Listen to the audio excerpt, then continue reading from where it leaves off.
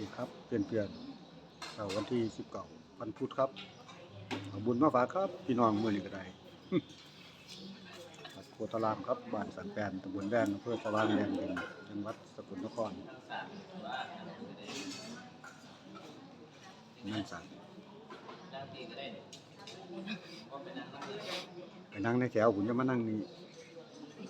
ไปไหมนั่งเขาแถวคุณซาดนั่งซาด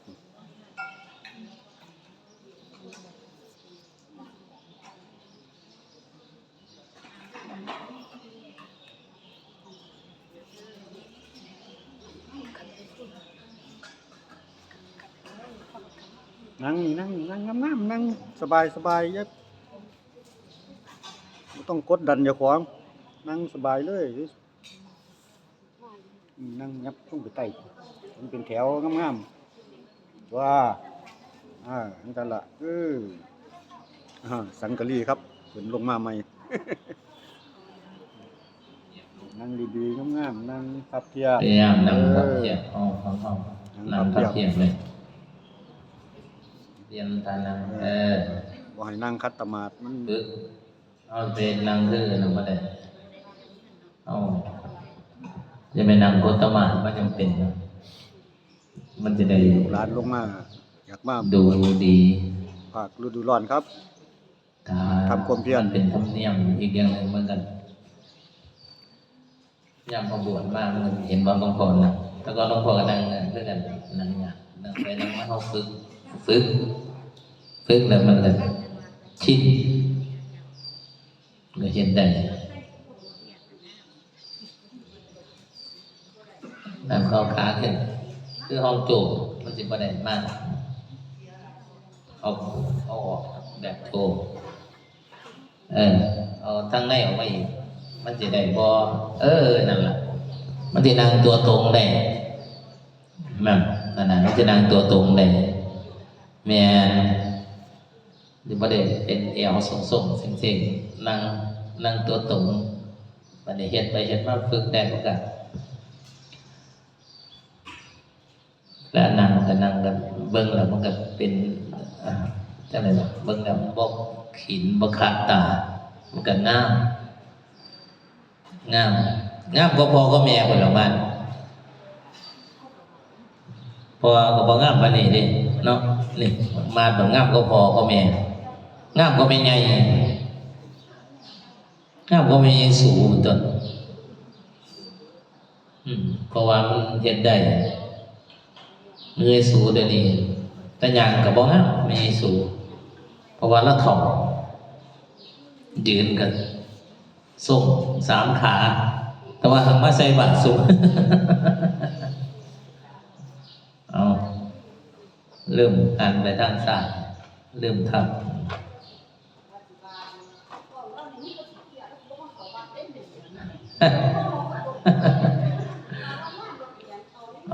เอาจักบาทก่อนอย่าท่องต่างๆเจ้าเป็นหน้าที่ของเจ้าเด้อมันเจ้าคุยกันเอาลงบ่ขอคุยอันนี้ย่าท่องเนี่ยไปให้หลวงตาสุภาพมันคนบ่คุยนำกันก็เจ้าสิเปิดหน้าที่ของรองสุภาพก็ที่บอกบุญกันมันอย่างดอกมันว่ามีบัตรได้อย่างดอกการกุศลนี่ล่ะ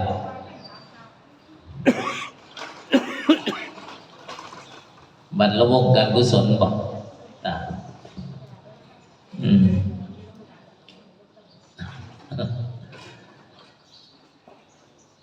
เวลาเขานั่งสีน้ำพ่อพ่อนั่งมันบอกเท่ากับพริก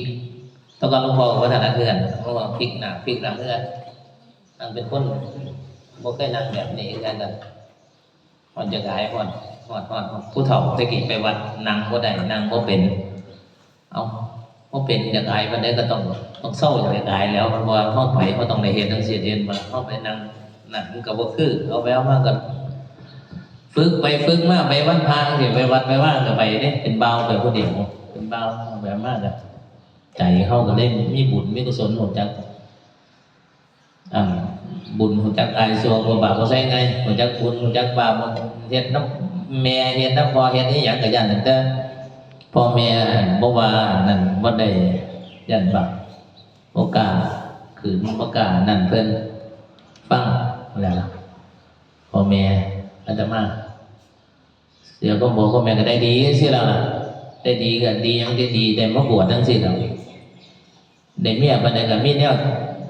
นั่นเฮ็ดให้ได้มาบวชตามพระพุทธเจ้าคนเด้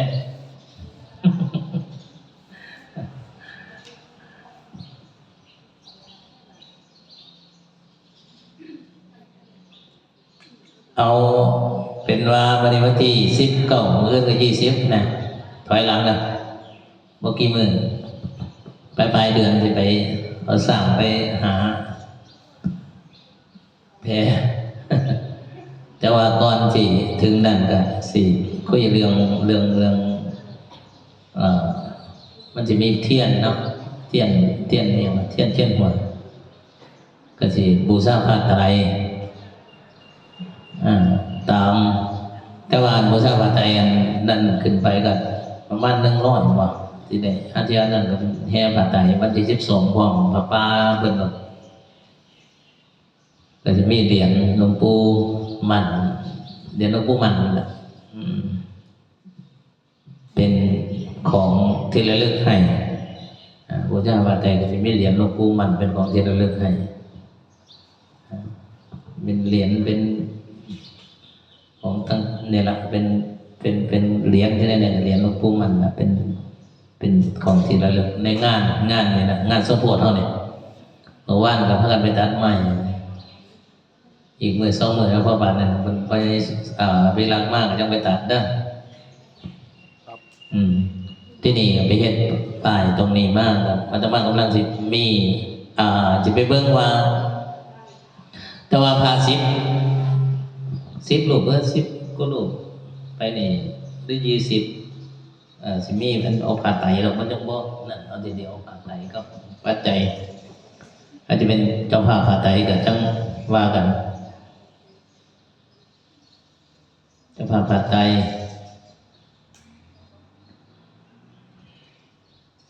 ก็สิว่างผ้าไตรเจ้าภาพผ้าไตรแล้วก็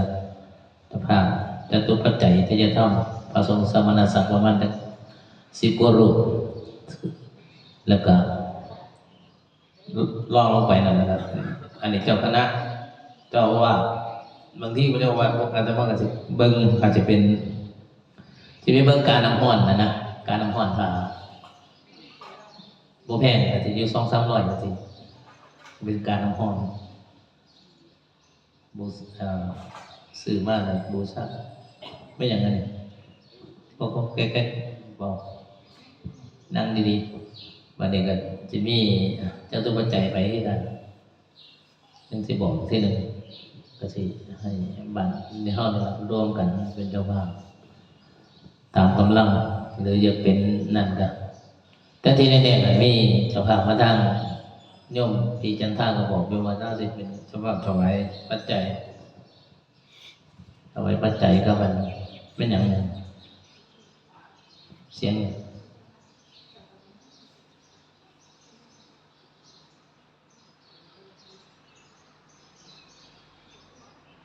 มา10,000 บาทของโยมพีจันทาแจ้งมาแล้ว10,000 บาทก็จะได้เตรียมใส่เป็นเจ้าภาพแต่ว่าปีนี้เอาเจ้าคณะอำเภอมาเทศในช่วงแรกของวันที่12ก่อนสวดพุทธาภิเษกมันจะมีผ่ามีเทียนเนาะเทียนหัวมีเทียนมูนีจะดอกยังไปแจงทีหนึ่งเด้อตัวแจงทีหนึ่งนั่งแจงทีหนึ่งแล้วก็ออนไลน์ปีนี้บอกว่ามันเป็นทบกับมันต่อเนื่องกับบุญท่านบารมีพอดีเนาะบุญประเวสสันดรสมผลแล้วก็บุญใหญ่บุญท่านบารมีหลายเนาะจะไหนกันซอยกันโฮมกันนะดูไม่อยากจะเอาเต็มที่แล้วเนาะเอาบุญใหญ่น้ำกันมองใส่ง่ายๆให้มันนั่นกับแม่นลบทุ่นกับแม่นปัดเมื่อตักเราเพราะยังปานเจน่าไปดิมีเท่าไรก็ต้องปุ๋ยอยู่ใส่คุณอยู่ใส่เขาขายก็มีเงินก็ต้องได้ไปซื้อแหละเนาะ เอาบ่ได้เฮ็ดฝุ่นเฮ็ดปุ๋ยไว้สิเฮ็ดหน้าลงหน้าได้ปีนี้ฝนดีแล้วดิบ่าฝนมาแล้วเฮาต้องลงทุนเต็มที่คือกันมันโอกาสมันมาแล้วแม่นบ่หันโอกาสมาแล้วฝนดีแล้วเนี่ยมีปุ๋ยบ่ไปใส่มันก็สิบ่ได้เท่าที่ควรไม่หยังก็ต้องอัดเต็มที่เลยอยากได้เฮาอยากได้เด้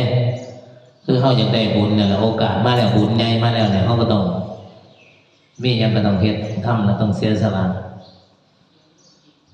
ก่อนที่เสียสละอันนั้นทุกอย่างก็ทำใจซะมัน ให้มันปล่อยมันว่างให้มันปล่อยมันว่างไม่ต้องไปยึดมันคือมันนี่อย่างไรปล่อยให้สบายไม่อย่างก็เฮ็ดไปเอาปัญญาไปประกอบนะก็จะเฮ็ดอย่างทำอย่าง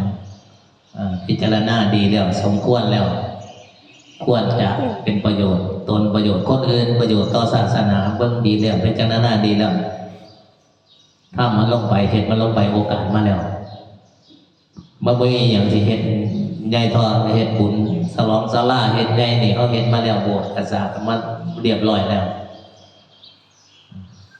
ต่อไปก็บ่ได้นั่นหลายปานใดในวันเฮาก็ได้เพราะฉะนั้นแล้วก็โอกาสมาแล้วเฮาก็คนควายเนาะก็ที่แน่ๆก็เงินของพี่ของน้องของเขาของน้ำของพ่อใหญ่แม่ใหญ่แถวบ้านเฮาเนี่ยล่ะเป็นฐานเป็นหลักมันจังได้มากขึ้นปานนี้เป็นได้อื่นไปว่าได้นอกจากชาวบ้านเฮาร่วมแรงร่วมใจกันร่วมพลังศรัทธากันพุละ5พุละ10เข้าปั้นเมื่อเราปั้น2ปั้นจากปีต่อ2ปี3ปีมันจังได้ขึ้นมาเป็นปานนี้ย้อนชาวบ้านเฮาเนี่ยเป็นหลักเป็นฐานเป็นสะพานบุญให้เพิ่นไทยอื่นไทยไก่เพิ่นได้มาเห็นศรัทธาเห็นนั่นเฮาเพิ่นก็มาร่วมเพิ่นก็อยากได้บุญมันก็เห็นเอาเห็นเฮาทำก็ได้มาทำบุญนำจนได้สำเร็จจนได้มาฉลองกันถือว่าเป็นความสำเร็จของชาวบ้านเฮาทุกคนเพราะฉะนั้นแล้วครับเมื่อนี้ก็เอาความดีที่ได้สร้างสมมาอุทิศไปให้พี่ให้น้องเฮาผู้เพิ่นตายมีฮีจานบ่ได้ฉลองศาลาบ่ได้ฉลองศาลานำเฮาแล้วก็บุญส่วนที่ได้สร้างสมมาจากอดีตจนถึงปัจจุบันแผ่ไพศาลไปให้พี่ให้น้องผู้ยังมีชีวิตอยู่เป็นลูกเป็นหลานเป็นพ่อใหญ่แม่ใหญ่ที่ได้ทำกันทั้งนั้นที่ทางไกลเลยจะใกล้ก็ดีไกลก็ดีก็ให้ข้าเจ้าได้บุญกุศลส่วนนี้ด้วยยะถาวาริวหาปุราปริปุเรนติสาคาลังเอวะเมวะอิโตทินังเปตานังอุปกปปติอิทิตังปฏิตังตุมหังคิปะเมวะสมิจตุสัพเพปุเรนตุสังกปาจันโทปนาราโสยะธามณิโชติราโสยะธาวิวาชันตุสัมปโรโควินาสตุมาเตภวันวันตรายโยทิขายุโกภวะภิวาสเนจังวุฒาปจายโนจัตตารโรธรรมวัฏันติอายุวันโนสุขังภะลังสัพพพุทธานุภาเวนัสสะนุภาเวนัสสะปะสังฆานุภาเวนะปุณตังรัตนังธัมมรัตนังสังฆรัตนังรัตนานังอานุภาเวนะจตุราสิติสหัสธรรมาคันธานุภาเวนะปิตกันตัญญานุภาเวนะจินนสาวกานุภาเวนะสัพเพเตโรคาสัพเพเตพยาสัพเพเต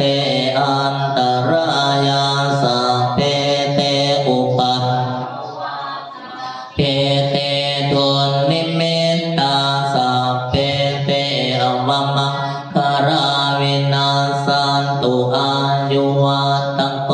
ตนาวันตโกสิริวันยะสวันตโกพลวันตโกวันนาวันตโกสุขวันตโกตุสัพพะทาทุกขันโรคปัญญาเวรังโสกังสาตุจุปัฏฐวาอเนกาอันตรายาภิวินาศทิตานังลาภังโสติปังคยังสุขังพลังสิริอายุจวันโนจะโพกังวุติจะยาสวังสตวัตจายุจะเชีวสิทธิปวันตุเตปวัตุสัพพมังราคันตุสัพพเทวตาสัพพพุทธานุภาเวนัสสทธาโสทิปวันตุเตปวัตุสัพพลังราคันตุสัพพเทวตาสัพพธัมมานุภาเวนัสสทธาโสทิปวันตุเตปวัตมังคลังราคันตุสัพพเทวตาสัพ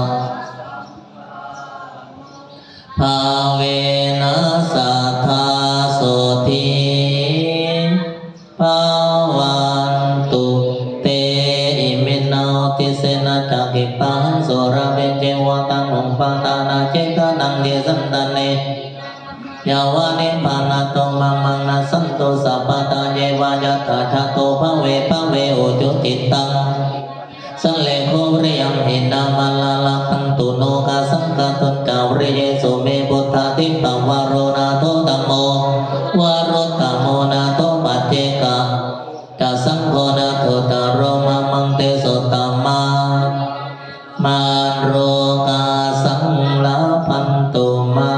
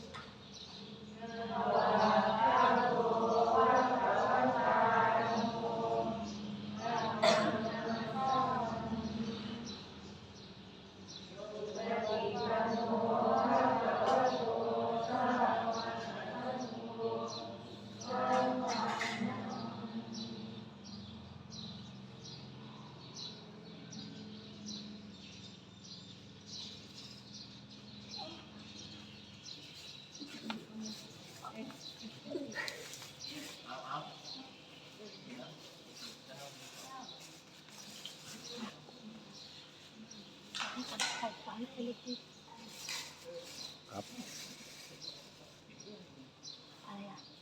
อันดอกสะแบง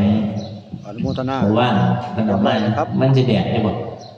อันห้อย ขอให้ได้ แสดง น้ำกันเด้อพี่น้องอนุโมทนาน้ำกัน ดอกสะแบงกับการ มาจากงานวัดโพธารามบ้านสันแปนเฮาครับผมขอสวัสดีครับ เมื่อนี้พอเต็มนั้นเรายังจะได้ไป